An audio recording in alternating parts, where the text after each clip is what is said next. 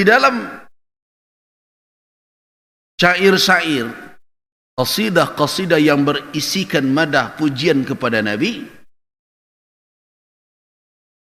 muncul juga kalimat-kalimat yang datang dalam bentuk majaz seperti mengatakan Nabi bagaikan badar, bulan purnama, memiliki cahaya yang terang benderang, menyinari dua alam, alam manusia dan alam jin, berbagai macam. Bahkan di dalam qasidah yang masyhur yang dikatakan bahawa Nabi disambut dengan tala'al badru alaina. Nah, dari peristiwa itu kemudian dikembang-kembangkan sehingga muncul pula keyakinan bahawa Nabi itu memang adalah nur, cahaya yang memancar.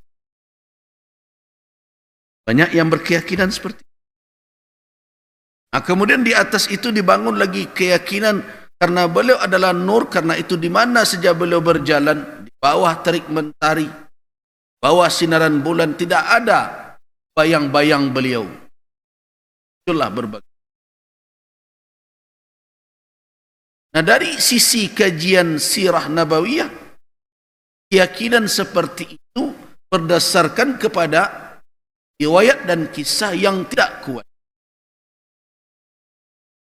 Nabi difahami betul-betul maknanya adalah cahaya dalam bentuk zahir yang terang melebihi cahaya rembulan. Kalau maknanya difahami secara lahiriah seperti itu, kira-kira bagaimana kita memahami hadis sahih Ummul Mukminin Aisyah radhiyallahu anha pada suatu malam kehilangan Nabi dari sampingnya dan mencoba untuk meraba-raba sehingga akhirnya tangan Ummul Mukminin tanpa beliau sengaja menyentuh telapak kaki Nabi. Kalau Nabi cahaya terang, masa ia meraba-raba pula? Tampak saja itu. Ya kan? Kan sederhana itu sebenarnya memahami. Nabi itu memang nur dalam makna cahaya dalam pengertian zahir. Tentu di dalam gelap itu semakin terang tampak Rasul. Kenapa harus meraba-raba pula?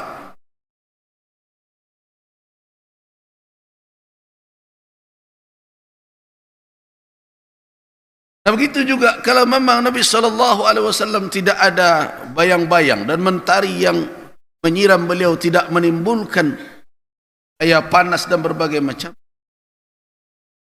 Nah, bagaimana dengan kisah Nabi berselindung di naungan Ka'bah? Nabi ketika terpa oleh panas, kemudian Bilal bin Rabah menaungi beliau dengan pelepah kurma. Bagaimana kita dalam kisah-kisah yang sahih mengkaji sirah nabawiyah, bukan hanya sekedar sekedar maklumat tentang peristiwa, tapi dia terkait erat dengan apa? Dengan banyak hal dalam kehidupan kita beragama, dalam kehidupan kita menjalani berbagai tantangan, apalagi dalam kondisi.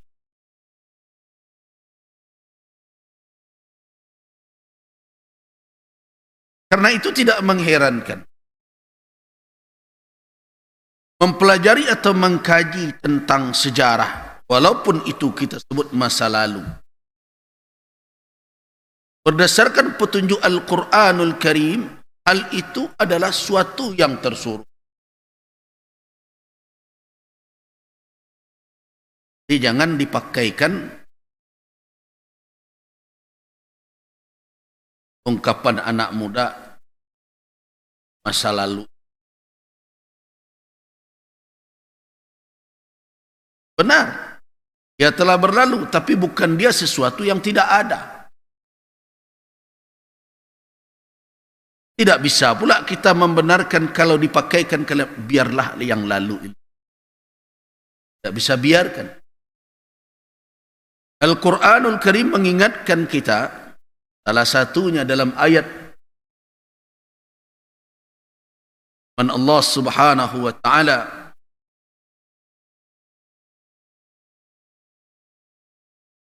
dalam surah Al-Hasyr ayat yang ke-18 itu. A'udzu billahi minasyaitonir rajim. Ya ayyuhalladzina amanu taqullaha wal tanzur nafsum ma qaddamat lighad. Wattaqullaha innallaha khabirum bima ta'malun.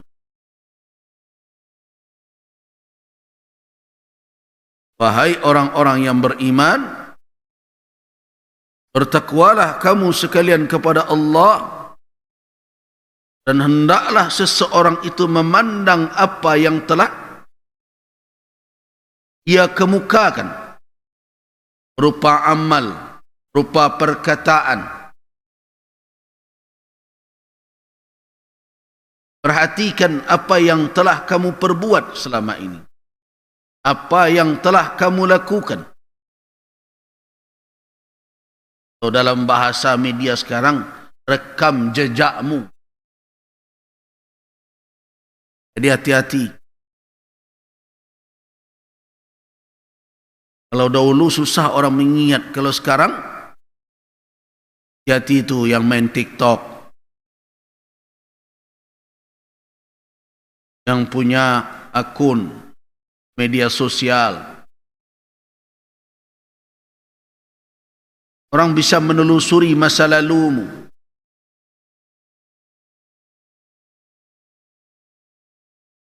Karena itu disuruh oleh Allah, perhatikanlah. Hendaklah seseorang itu memperhatikan apa yang telah ia kemukakan, yang telah dia perbuat, dia katakan di masa lalunya, lighadin, untuk esoknya.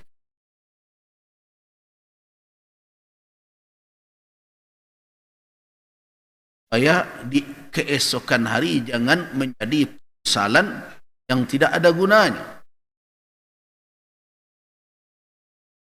Wattaqullah, dan bertakwalah kamu sekalian kepada Allah.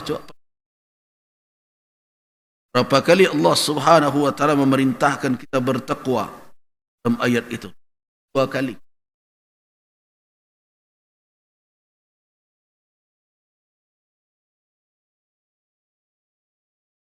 Lihatlah masa lalu, ukur dengan ketakwaan, khawatir kamu akan dampak dan akibatnya, dan bertakwalah kepada Allah untuk masa depanmu, jangan terulang lagi segala yang buruk yang tidak benar di masa.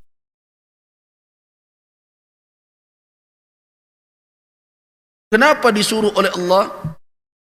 Karena apa saja yang kamu kerjakan tidak akan luput. Tidak akan luput dari ilmu Allah, tidak akan luput dari pengawasan Allah, tidak akan luput dari catatan para malaikat yang diperintahkan oleh Allah. Dan tidak hanya sebatas itu, Allah malah akan memberitakan, akan mengungkapkan, akan memberitahukan, artinya tidak ada yang akan tercecer dari masalah.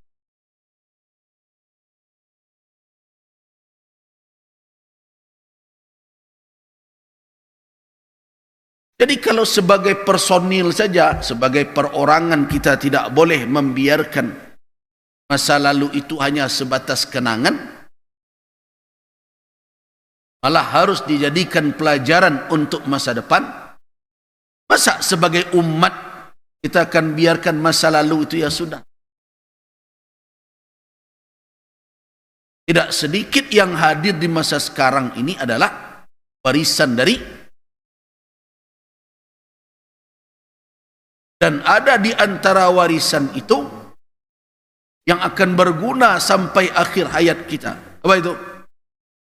Al-Quran itu warisan lalu, tetapi dia tidak pernah kuno. Karena dia diwariskan oleh Nabi untuk umat beliau di zaman beliau sampai akhir.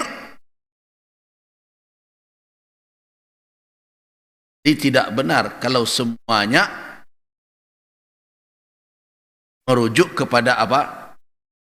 Pada ungkapan biarlah yang lalu itu berlalu, masa lalu jadikan. Tidak.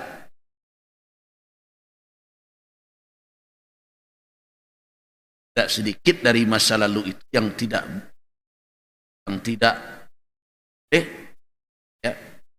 yang hanya kita jadi kenang.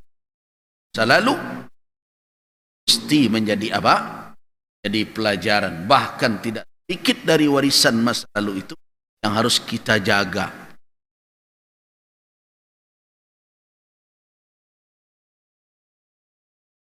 Ini orang Minangkabau kan banyak warisan masa lalu itu yang harus di. Pun tidak semuanya. Nah, karena kita tidak menjaga warisan masa lalu itulah yang sudah baik dan tertata dengan baik. Lihatlah kondisi. LGBT berkembang. Dahulu tidak ada orang LGBT. Kalau ada saja satu dua saja yang sudah aneh-aneh tingkahnya, lihat buruk orang bersama kepadanya. Jantan bentuk. Orang mengatakan masak saja. Malih orang bawa aja nyalai. Malas orang bergaul. Bawa aja orang separuh masak tu.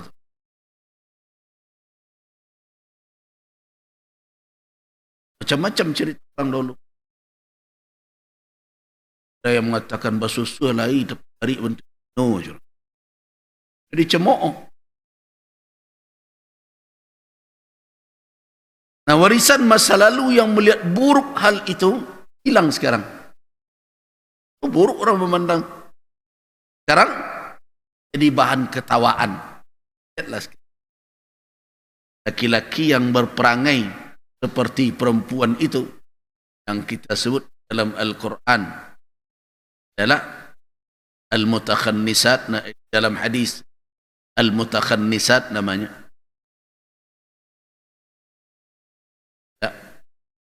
Yang lambai seperti sekarang. Apakah dipandang oleh masyarakat kita seperti dahulu? Generasi dahulu memandang tidak. Kalau dahulu menjadi aib, keluarga malu. Sekarang tidak, malah jadi bahan tertawaan. Karena itu tidak sedikit sekarang ada seniman-seniman orang Minang juga demi untuk membuat orang tertawa. Berbagai media sosial, coba lihat. Laki-laki berjilbab bagai. Dan itu peran-peran seperti itu yang dimainkan oleh orang-orang yang mengaku sebagai seniman seperti itu membawa dampak buruk ke tengah masyarakat tanpa dia sadari. Sehingga bagi orang yang melihat perangai seperti itu, perangai yang biasa saja lagi. Sudah biasa saja melihat kemaksiatan, apa yang terjadi? Merajalela dia. Itu yang dikatakan orang kita, dah hilang gali dek gili, dan besok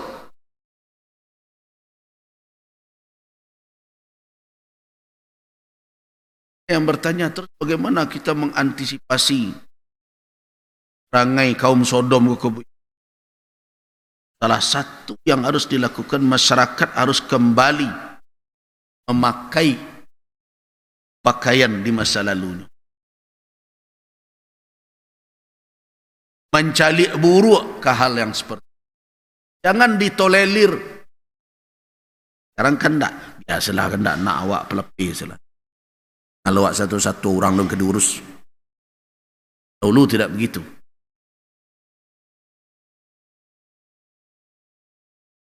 Kan banyak dari warisan masa lalu itu kalau kita tanggalkan, kalau kita lepaskan, menjadi tidak. Dahulu anak laki-laki diajar orang bersilik, kini diajarnya menari.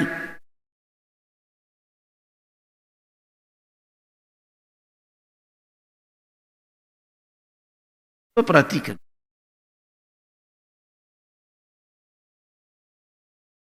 Jadi tidak bisa kita mengatakan biarlah yang lalu itu. Memang ada di antara masa lalu itu yang harus kita kubur. Tapi banyak dari yang lalu itu yang harus kita ingat menjadi apa? Jadi pelajaran untuk Al-Quranul Karim menyuruh masing-masing diri, menyuruh seseorang untuk melakukan hal itu. Nah, bagaimana umat yang besar ini? Mungkin umat yang besar ini melupakan masa lalunya, karena di masa lalu itulah dia melihat apa? Model yang ideal. Ya, model yang ideal jadikan sebagai tauladan di masa lalu. Kan Nabi SAW ingatkan kita dengan pernyataan beliau, ala inna khairal qurun qarni. Ketahuilah bahwa sebaik-baik zaman, sebaik-baik generasi adalah masa aku, zamanku, malladzina yaluna, kemudian orang-orang yang datang setelah itu, kemudian datang setelah itu, setelah 3 generasi, apa yang muncul? Orang dititipi amanah, tidak amanah. Terjadi kekacauan dalam ukuran dan nilai. Nah, berarti model ideal umat ini ada pada 3 generasi awal. Zaman Rasulullah dan sahabat. Zaman setelah sahabat, apa itu? Tabi'in. Generasi setelah tabi'in disebut tabi'.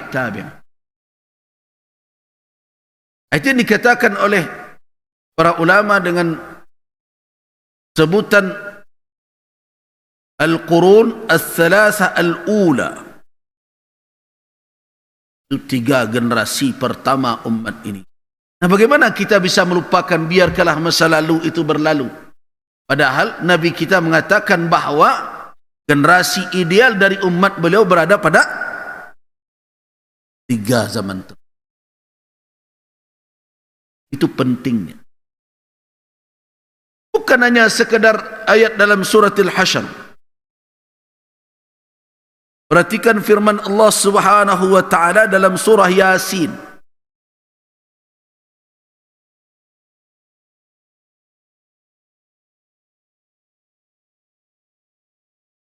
Yang mengisyaratkan kepada kita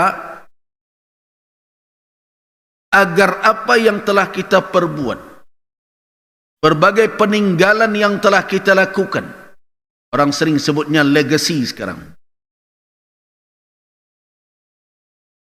Kalau ada pemimpin berakhir pemerintahannya, kita tanya orang, legasinya sebagai pemimpin. Bakeh.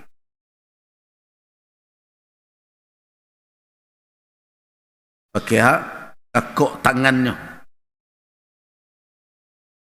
Sekian lamanya dek berkuasa, bantu laki tangannya selama itu. Akan ditanyakan orang, tu asar namanya.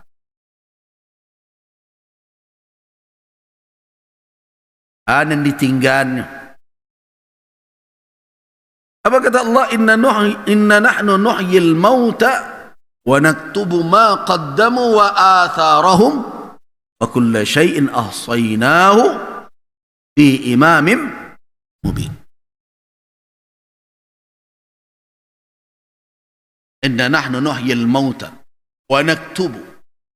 Sesungguhnya kamilah yang menghidupkan yang mati dan mencatat apa saja yang mereka qaddamu, keseluruhan apa yang telah mereka berikan terdahulu, yang telah mereka unjukkan, yang mereka telah persembahkan dalam bentuk amal, perkataan, perbuatan. Dan juga kami tulis apa? Kata Allah, wa asarahum, peninggalan mereka, legasi mereka, sisa-sisa dan bekas-bekas dari apa yang telah mereka perbuat.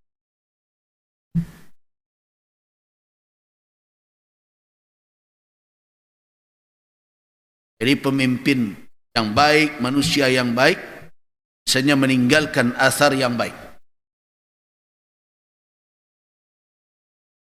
Makanya ada kapan pepatah kita, harimau mati, manusia mati, ada yang ditinggal. Allah Subhanahu wa taala mencatat yang telah kita persembahkan dalam kehidupan ini, perkataan, perbuatan, dan juga sisa dari apa. Juga peringatan bagi para pemimpin agar meninggalkan pakai laki tangan nang kadikana orang. Berlalu kepemimpinan nang cabai orang nang buru. Atau masuk apa aku dulu tangwak datang. Dan itu ajak sekian kali naik. Nyak sekian kali naik. Sama dituduhnya teroris sedunia. Nah itu. Itulah asarnya.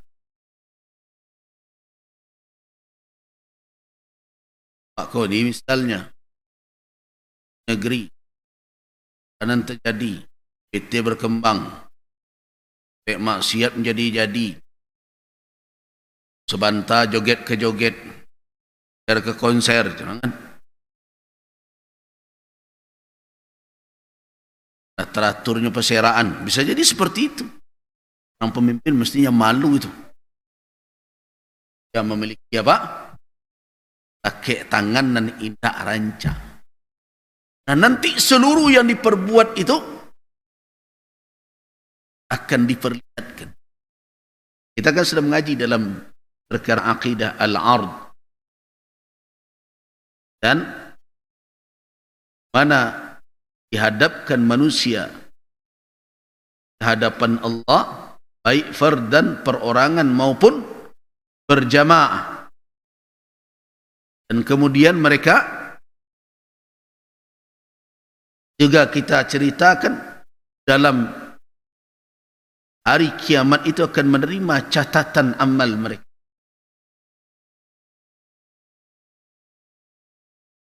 Nah berarti masa lalu tak bisa kita anggap enteng.